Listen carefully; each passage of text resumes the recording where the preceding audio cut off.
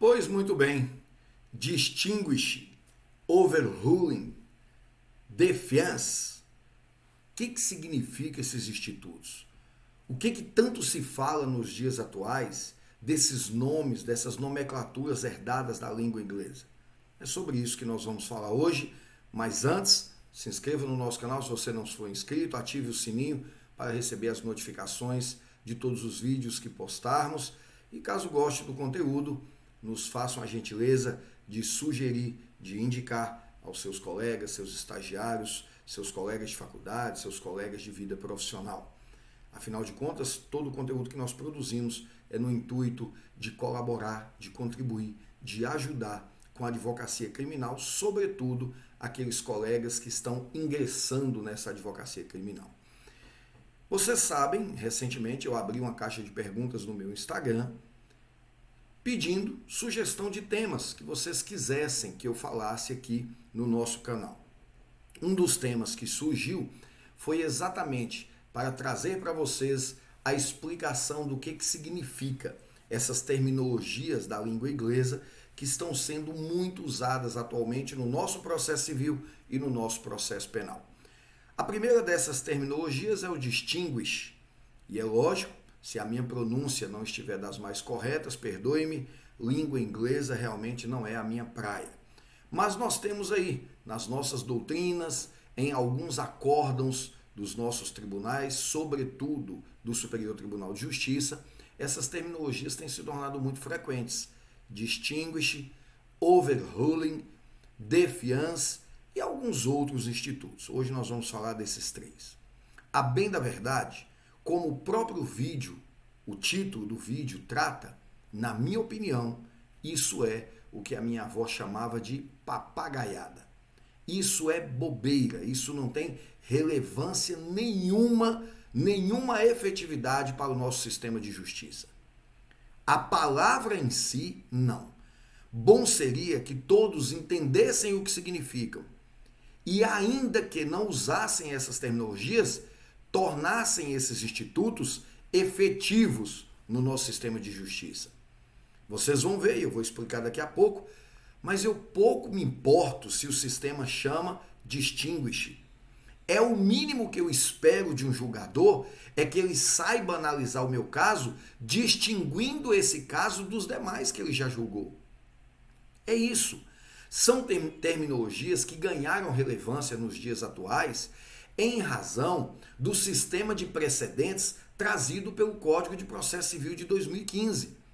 Algo que já era muito esperado pela comunidade jurídica. Ou seja, se os tribunais, Superior Tribunal de Justiça, Supremo Tribunal Federal, firmaram entendimentos em relação a determinadas matérias, o que se espera é que os juízes de primeiro grau e os tribunais de segundo grau respeitem esses precedentes, respeitem esses entendimentos. Afinal, por atribuição prevista na própria Constituição Federal, cabe ao STF solucionar as controvérsias que envolvem normas constitucionais. Cabe ao STJ pacificar as discussões que envolvem interpretação de lei federal, as divergências que existem entre tribunais de um estado e de outro.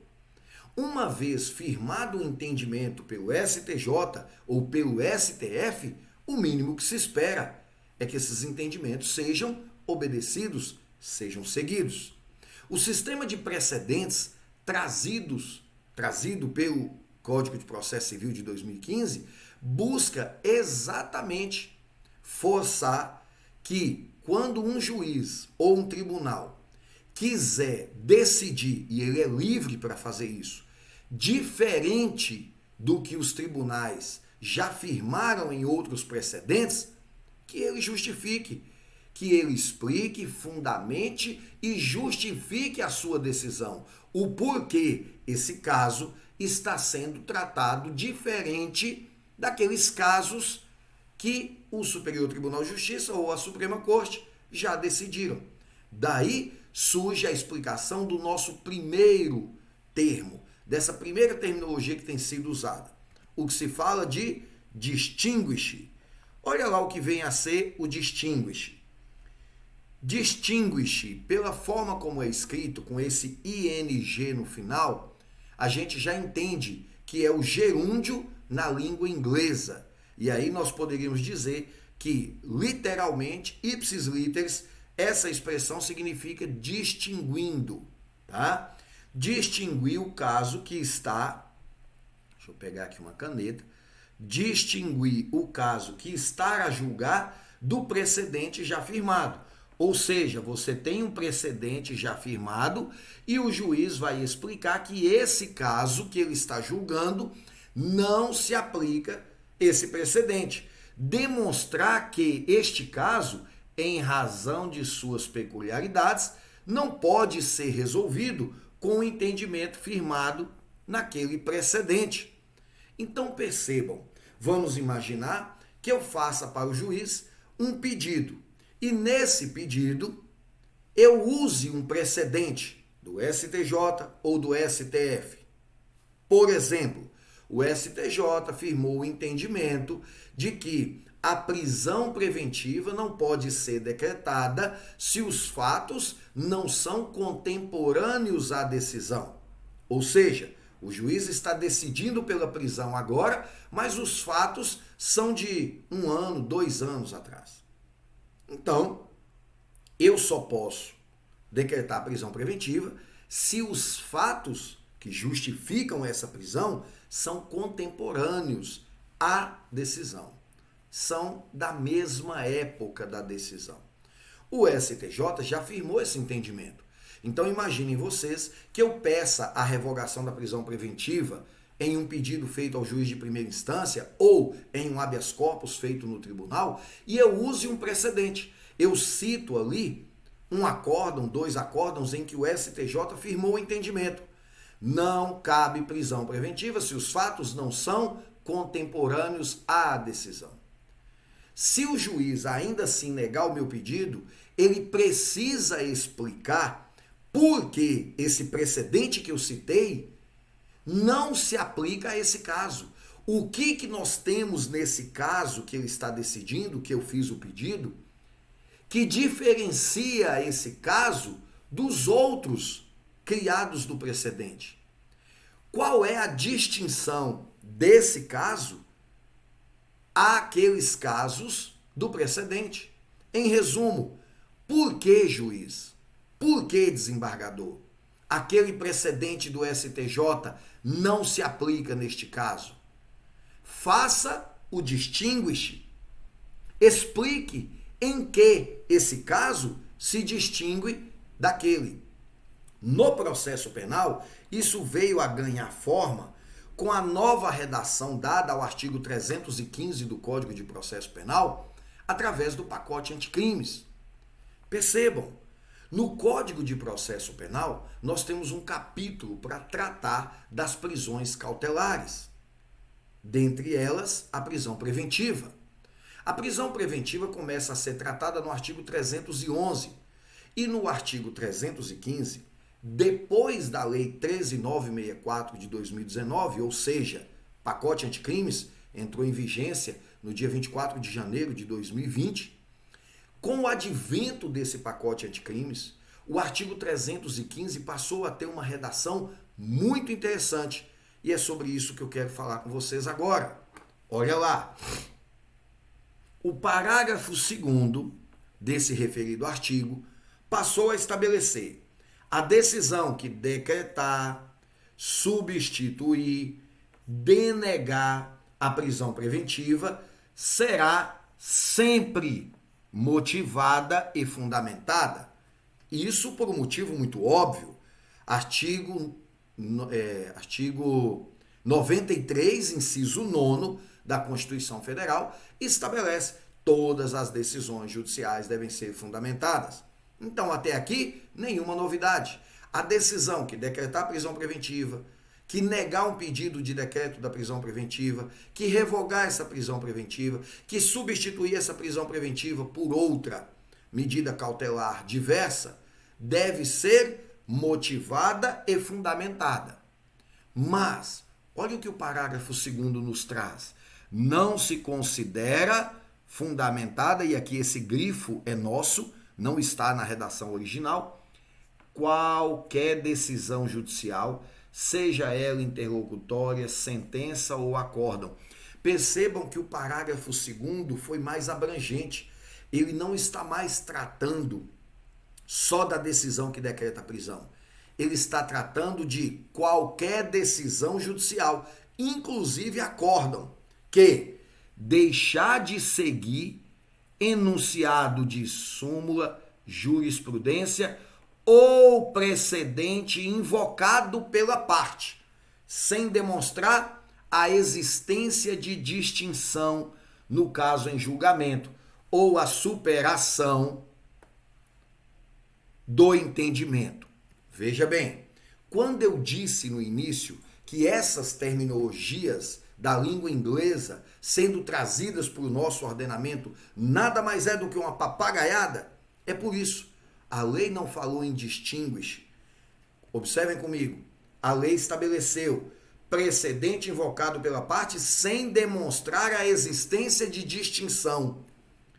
Seria muito melhor que, ao invés de ficar preocupados com essas terminologias, a gente provocasse o juiz. Doutor, fundamente na sua decisão por que o meu pedido, em que eu estou invocando um precedente, por que esse precedente não se aplica a esse caso?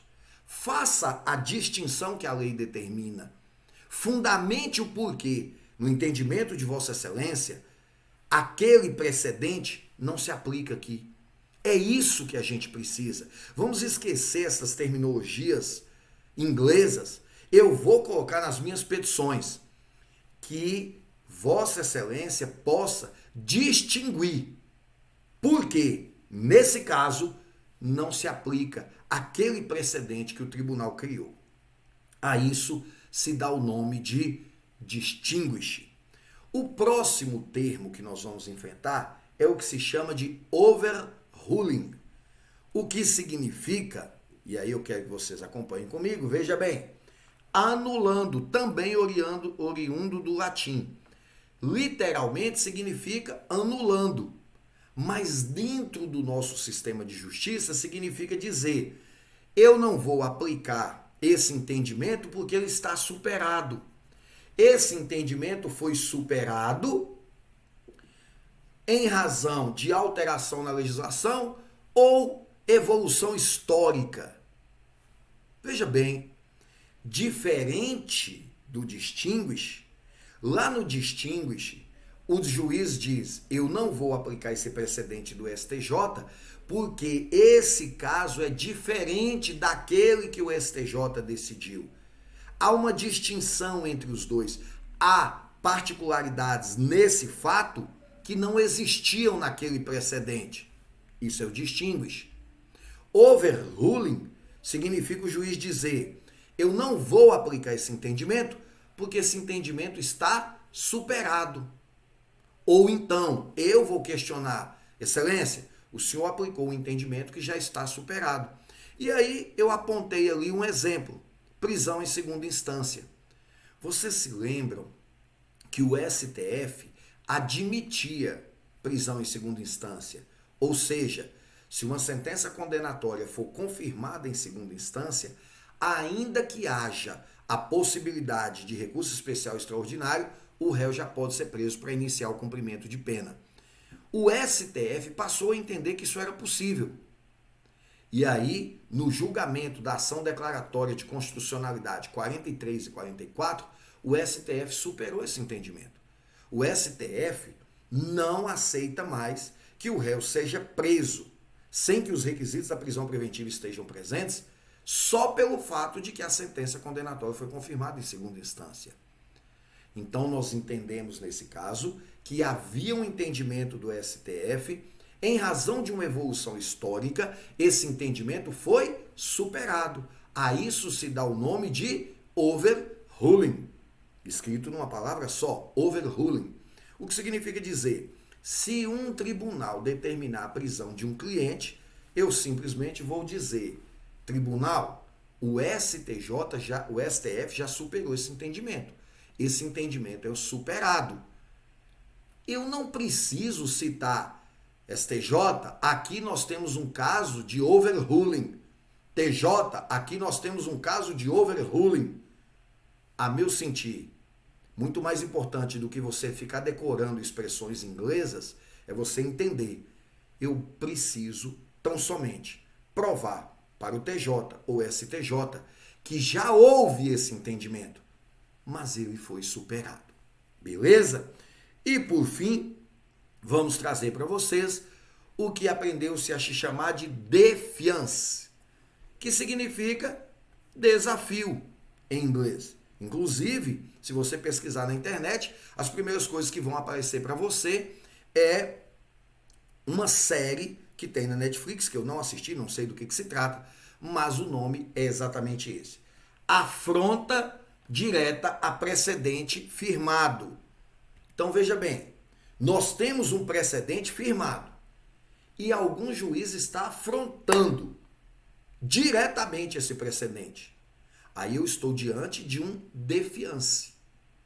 Percebam, o STF já afirmou o entendimento de que o interrogatório do réu é o último ato da instrução.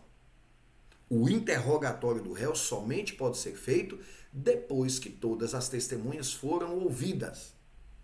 Ainda existem juízes que insistem em ouvir o réu antes de chegar oitivas que foram colhidas via cartas precatórias, sob o fundamento de que a expedição da precatória não suspende a instrução processual, literatura do artigo 222 do Código de Processo Penal.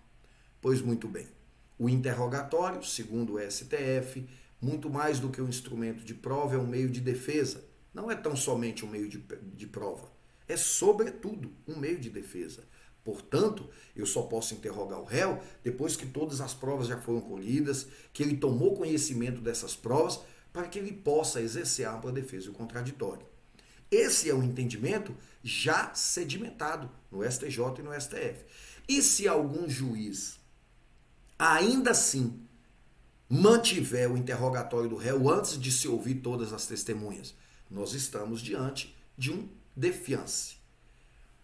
Volto a dizer, a necessidade de eu fazer uma petição e colocar do défiance, não, eu não vou perder meu tempo com isso. Basta eu dizer, Excelência, a sua decisão está confrontando diretamente precedentes já firmados no STJ e no STF. Portanto, a minha alegação é de que a defesa não concorda porque esse entendimento do senhor já é superado, o STJ e STF já formaram um entendimento em sentido contrário e o senhor está afrontando diretamente esse entendimento. A depender do caso concreto, o juiz pode inclusive responder por abuso de autoridade. Mas, lembre-se, não vai ser o nome que vai fazer diferença. No final das contas, o que importa mesmo é saber o seguinte: se você se deparar numa palestra, durante uma sustentação oral, durante um julgamento e alguma autoridade, algum desembargador, algum ministro, algum advogado, algum promotor usar essa terminologia, você sabe o que significa. Distinguish, overruling e défiance. Mas, honestamente, eu não vou empobrecer as minhas petições com esse tipo de nomenclatura. Nós temos a língua portuguesa, ela é suficientemente clara para que eu possa sustentar as minhas teses sem, contudo, me render a esses estrangeirismos que só vêm para o nosso ordenamento com o intuito de complicar um entendimento que estava tão simples. É tão simples eu explicar para o juiz que esse precedente se aplica ao meu caso, e se ele entender que não, que ele consiga apontar as distinções entre o meu caso e o precedente. Era tão simples entender isso. Para que trazer essas nomenclaturas? Para dificultar as provas de concurso, as sustentações orais, os acórdãos que você tem dificuldade de entender o que o desembargador, o ministro quis dizer, de tanta terminologia estrangeira que se usa desnecessariamente. Volto a dizer, como o título da nossa dica de hoje fala, trata-se de papagaiada. Se você puder evitar, eu aconselho. Um grande abraço e a gente se vê por aí. Tchau!